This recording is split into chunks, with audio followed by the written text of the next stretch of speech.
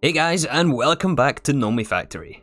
Yesterday we started tackling the huge task of automating all of the item components that we need. We added arrays for cutting machines, wire mills, lathes, and alloy smelters. We automated rubber fluid and its item variants, buffed up the applied energistics crafting capabilities, as well as automating their components, and we added some single block machines here for on-demand crafting. This one on the end here I think is new for polyethylene. So we still have hundreds of items we need to automate, but today I think we're going to continue with a bit of progression. And the reason for that is generally the earlier you set up passive processes, the better off we're going to be. Especially blast furnace materials. So speaking of blast furnaces, we've added a sixth one here to get us started. This guy is limited item filtered for chrome dust, which of course will give us chrome ingots, which we'll need later on today. And the level limiter on this is set quite modest at just 128. The next quest that we unlocked since we got the tier 4 circuits is the vacuum freezer.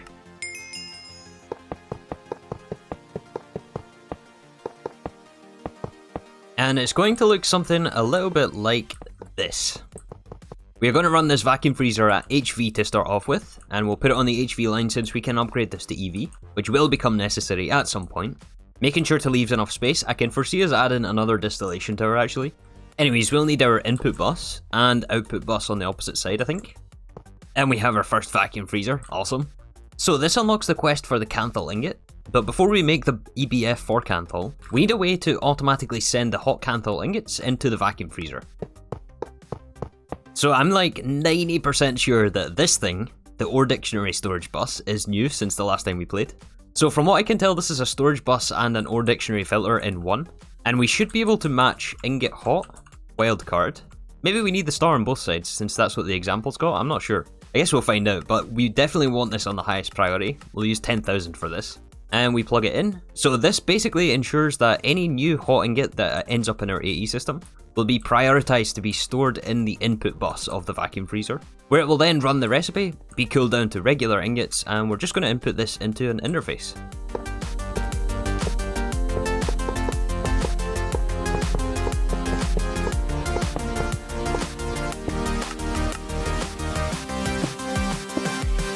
Alright, so we got another blast furnace online for Kanthal.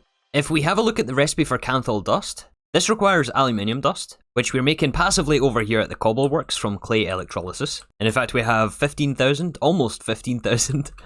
So aluminium dust is no problem, we can ask for this in the interface. We also need iron dust for Kanthal. Now iron dust is not something that we're making automatically yet. And in fact iron dust is also used over here in stainless steel. This is definitely something that we'll have to get to today, so let's actually pin this. And the final dust we need is chrome, which is in very, very high demand at this point in the game. So we got the 3 items requested, we can just set the recipe for Kanthal, and so long as there is chrome here, it will pull the recipe in and then be automatically pulled into the input bus here.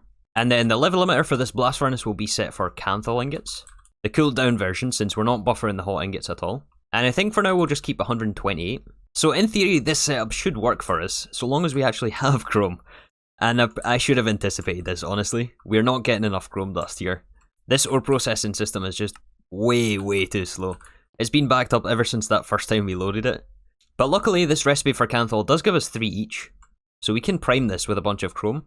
And we'll electrolyze more ruby dust to get more chrome. Yeah, there's another 14 for us. We should be fine for today. Oh yeah, let's also make sure we limit the crafter so it doesn't buffer more than a stack in the output inventory. And I guess it'll also buffer a stack in the input bus, but that's okay. It looks like it is making its way automatically to the vacuum freezer, so we should have Kanthal coming through. Yeah, so as you're probably aware, this is going to be used for the next tier of coil blocks, but we are going to have a little while to wait before we can get enough Kanthal to do anything with it. So I think we should tackle some more passive processes. Again, the earlier you get the passive processes, the better. So I think it's appropriate to start with iron dust, and we can immediately unpin this. Generally, it's a good idea to store things in drawers, although actually a better practice would be to level limit everything, but we're totally just going to use drawers for this. We'll need a drawer controller, which is now on autocraft, and in fact most things are on autocraft. Ever since last episode, I've been adding recipes for pretty much everything. And generally I like to insert straight into the drawer controller rather than the drawer itself. So yeah, I think we'll just buffer the full drawer of iron dust, 2048. Since we're working with iron, we may as well add another electric furnace for wrought iron. Wrought iron is used in a lot of the machine hulls, so pretty much every machine takes wrought iron. So this is also something that we'll definitely want to keep passively. Although, you know what, on second thought, I think we're going to put downgrades in these, including the iron dust. We're going to add an alloy smelter here for steel, and we've actually switched to the carbon recipe for steel. You can either use carbon, coal dust, or charcoal dust. And I checked our carbon supplies and we're up at 19,000, which is kind of insane. We're getting it out of this distillation tower here. And we also get it passively from rubber wood centrifuging, which is where the majority of it is sitting right now. Instead of just this stack though, I think we'll maybe increase it to 4 stacks. Let's put an iron upgrade in these. And we now have 3 more alloy smelters here. The first one being for electrical steel. We just mix with some silicon, which we're also getting from clay electrolysis. Dark steel, which comes from void crystals plus steel. This does mean we'll have to automate void crystals, which you may or may not have spotted out of the corner of your screen. And the last one here is for conductive iron, which is redstone plus iron. Let's also not forget about the storage bus on this drawer. And I think I missed one here for rubber as well last time. But yeah, as for the other basic ingots we want to passive, or basic alloys I guess you could say, there is also end steel, which we're using here for the energy conduits. And to make end steel, we also have to actually have a way to make endstone dust. Generally, when you do passive materials, you want to try to passive as far down the chain as you can. So I've added 2 more crafters here and also moved the drawer controller just so it can be a bit more central. The first crafter on the right here is making us sandstone from sand. And sand, of course, we get from our cobbleworks.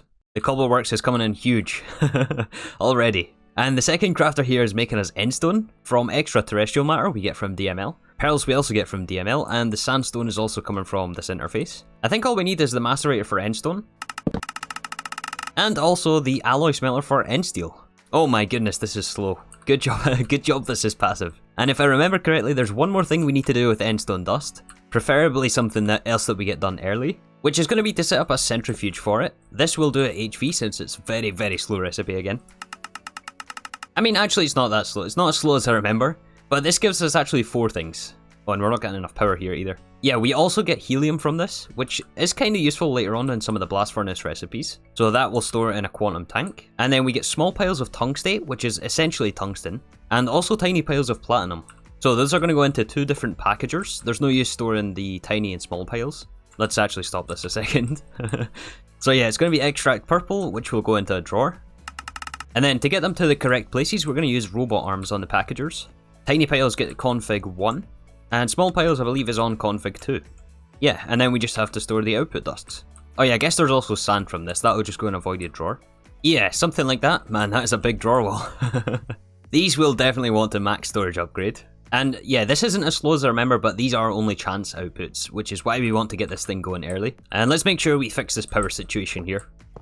Oh, we're 1 cable short, of course. So in the time it took to set that up, we're already at 257 Kanthal, which means I think we can get our first set of coils. I did increase the buffer slightly on the blast furnace.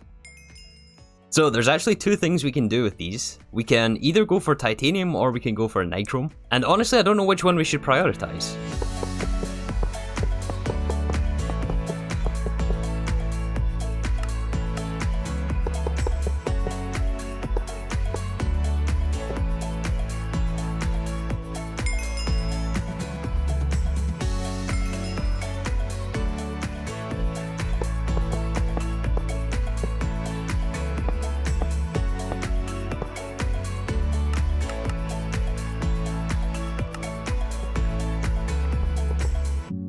So why don't we just go for both? So I set up one here for nichrome and this one over here for titanium.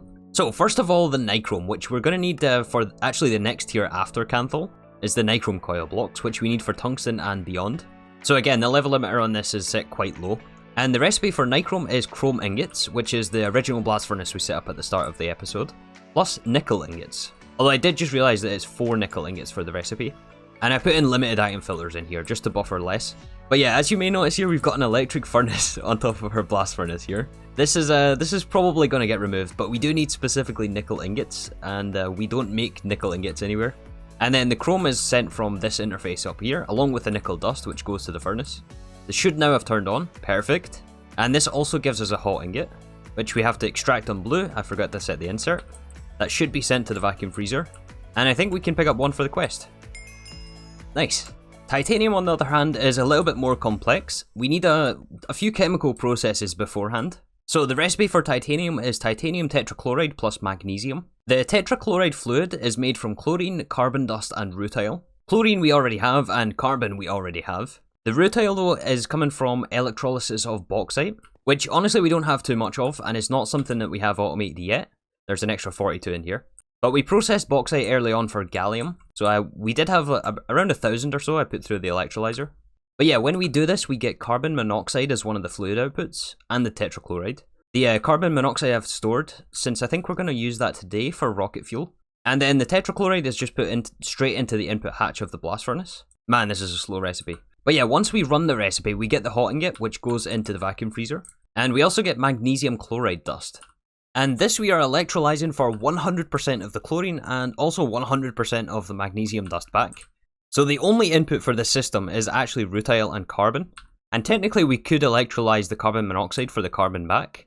But I'm not worried about the carbon cost. As you saw earlier, we are swimming in it. So yeah. Unfortunately, we don't have too much rutile, but we're going to have a solution for that sooner or later. And the solution is going to come from the Microverse, so to say. So if you're not familiar with Omni or Nomifactory, there is a mechanic called the microminers. And there are 10 tiers, I believe, of microminers. And this is the tier 10. It's going to be a while before we get to that, needless to say. But the microminer system is very powerful and definitely something we want to make use of. We can launch the microminers in a Microverse mission, along with some rocket fuel and power. And depending on which mission you run, it will give you a variety of different ores. You can also get things like exquisite gems out of this. You can get radium salt, you can get stellar creation data. You can even get things like salt, which is how we're actually going to fix our chlorine long term. So yeah, check in the quest chapter for the Microverse. There is basically 3 things we have to do before we can get this. The first is to be able to fuel the rocket, so we need to make rocket fuel. We need to craft the Microverse Projector, which is a multi-block structure. And we also need to craft the microminer itself. So I think we're going to start with some more chemistry and we'll do the rocket fuel first. Which, as you can imagine, is going to take some fluids again. It's nowhere near as complex as GTNH is though, to be fair. If I counted correctly though, we are going to need 7 HV chemical reactors. We'll do all this at HV. 1 HV mixer, a centrifuge, an air collector, which we still have to encode. Oh wow, they're crafted already. Wow. The power of our processing arrays here. Not processing arrays, crafting arrays. Luckily, the quest lays it all out for us here, so the first step should be quite easy, methanol. So this is going to be a chemical reaction between hydrogen, oxygen, and we'll also need carbon for this. Item conduit for the carbon. And for the fluids, we're going to use a pump on insert, and we have the small fluid interface here. Yeah, so we're making methanol, which again, we're going to store in a steel drum. Let's grab the quest, and also sleep the night away. This rain is really... It's been raining for so long. Or at least it feels like it has. Alright, anyways, next we need to mix methanol with ammonia. And to make ammonia, we have to chemical react nitrogen and hydrogen. The hydrogen we already have, however, we do need nitrogen, which is where this advanced air collector is going to come into play. I believe if we give this power, it will just collect air for us, and we can automatically output this to a centrifuge. Now, this is not the most efficient way to get nitrogen. Eventually, we're going to do this through the vacuum freezer, but that's not something I think we'll get until EV, so doing it this way will satisfy for now. We do also get oxygen from this. The nitrogen we'll send to the left, and the oxygen we will store and trash excess, since we don't want this to stop if we're full on oxygen. Oxygen we get from elsewhere as well. We'll just have to make sure that we set the filter for nitrogen to the left, just to make sure that there's no oxygen that ends up in this drum, and disable round robin for the priorities. So both of these fluids we'll put fluid storage buses on, and these will be used further down the line. Alright, so we have our nitrogen. Oh, hold on. Do we not have hydrogen? Oh, this is... this is going to be a problem. Wait. Where do we make hydrogen? If I remember right though, we don't have any primary producer of hydrogen, it's only a byproduct. Is it this thing here? Yeah, hydrogen, right here. Okay, yeah, so this is where we electrolyze salt water. But this relies on us having salt, and we don't want salt to basically clog up that system over there. Although actually, if I remember right, we need salt for chlorine for chloramine, so it's going to clog up anyway. But we do need to make some hydrogen somehow. So here is our solution right here. I've added this chemical reactor, mixing water plus methane. And from this we get carbon dioxide, which we're trash in excess, and we get hydrogen. This should fix our problems. So the water, obviously, it's free. And the methane we are getting from the top output of that distillation tower up there. And methane is the one we have the most of, and it's also not used that frequently in anything else. We need it for silicon rubber for polydimethyl siloxane, but I'm sure we can come up with some more methane if we need it. Plus we are actually making it out of the centrifuging of rubber wood. Also gives us methane here. So yeah, where were we? This should have filled up this machine. And we got ammonia. And the quest. Then we mix with methanol. And from here we get dimethylamine plus water. The water will just trash underneath. Let's actually set the filter first. I don't want to trash dimethylamine. Dimethylamine will go to the right hand side, buffered in a steel drum. Also giving us our next quest. Alright, so at this point we have to mix our ammonia with hypochlorous acid. And I know that we made hypochlorous acid, I think last episode. Aha, it's this one right here with the mercury. And we did make sure to buffer this. So a fluid storage bus would be appropriate here. That should mean we can request it for this chemical reactor along with our ammonia. And I'm not sure if the production of hypochlorous is going to be sufficient for both of these processes. If that turns out not to be the case, then I guess we'll set up another dedicated producer for hypochlorous, or overclock that one. But yeah, we get more water from this, we're just going to trash, and chloramine. And hopefully our quest. 1,1-dimethylhydrazine is the next fluid we need, which is just a combination of chloramine plus dimethylamine. However, we are out of medium steel pipe for more fluid interfaces. Let's fix that problem. Yeah, so we'll dedicate an extruder to medium pipe. Yeah, so 1,1-dimethylhydrazine. We get hydrochloric, we store and trash excess. And from here we actually have a choice. You can make use of dinitrogen tetroxide in the recipe instead of oxygen. It takes it from a 3,000 output of rocket fuel per recipe, up to 6,000, so we're getting double our rocket fuel. So to see about getting this efficiency upgrade, we first of all combine more nitrogen and oxygen, gives us nitrogen dioxide. And we can chemical react this just by itself and configuration 2. This gives us the tetroxide, and we can just automatically send this to the mixer, which is also grabbing the 1,1-dimethylhydrazine from the buffer tank next to it. And this should be rocket fuel, 6 at a time as well. We'll just buffer this in a steel drum. I'm not sure exactly how much we need to buffer, to be honest. But I'd rather it didn't eat all the chlorine to begin with, especially since we're not actually using it yet. Alright, so we've sorted out fuel for the rocket. We need to see about actually building the thing, and also being able to launch it with the Microverse Projector. The recipe for the tier 1, at least, doesn't actually seem too bad. I think everything here we have the ability to craft. Really, a lot of it is just LV components, plus some red alloy and conductive iron. A lot of the things we actually have automated already. However, we do need a multi-block structure, the small Microverse Projector, which takes projector casings, and the casings take Microversium. So we are going to use the very limited space that we have left here. I think we may just be able to fit another blast furnace in. Yeah, just barely, and plus we need an extra block here for a centrifuge. So the recipe for Microversium, we need deuterium. And deuterium we can either get from lunar mining, which we haven't done yet. I think something we might get to actually. But we can also get it just from centrifuge and hydrogen. So we're going to put the fluid input hatch for the blast furnace right here. Centrifuge on the side, and we can automatically send this straight into the blast furnace. And fluid interface and pump on the top to import hydrogen.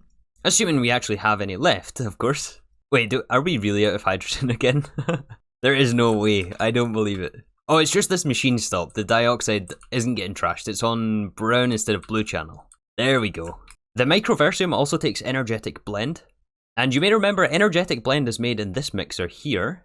It's used already for energetic alloy. So you know what, the simple solution here is just to put a storage bus directly on this machine. Extract only. And you know what, that should make it available to just request in an interface here. And filter into the first input bus. Very good, very good. So the other one we need is, I believe, steel. Oh, we can do steel ingots. I thought it had to be steel dust. Well, that makes things quite easy. Looks like the centrifuge is started up for deuterium, and we also have a running blast furnace. We'll definitely want to make sure we level limit this though. Machine controller, invert the signal, and level emitter. I think this we're just going to keep 256. Yeah, maybe even less than that, honestly. Since we'd really only need one Microverse Projector in the early game. But hey, at least it's now passive.